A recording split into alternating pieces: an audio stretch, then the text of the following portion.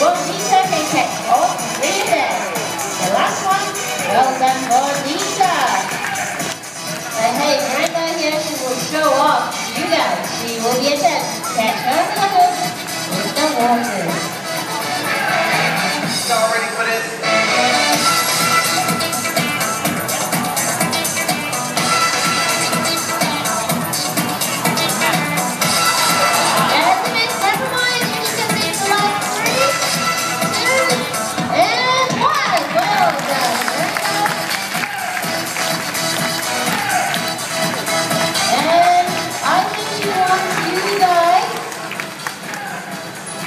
To give her a big round of applause.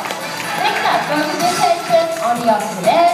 Take some off. Let's take a look at Jonathan Splash with his own position of the soccer free kick. Well done. Now, ladies and gentlemen, especially girls and boys, you have to learn some Splash to keep his toys quiet.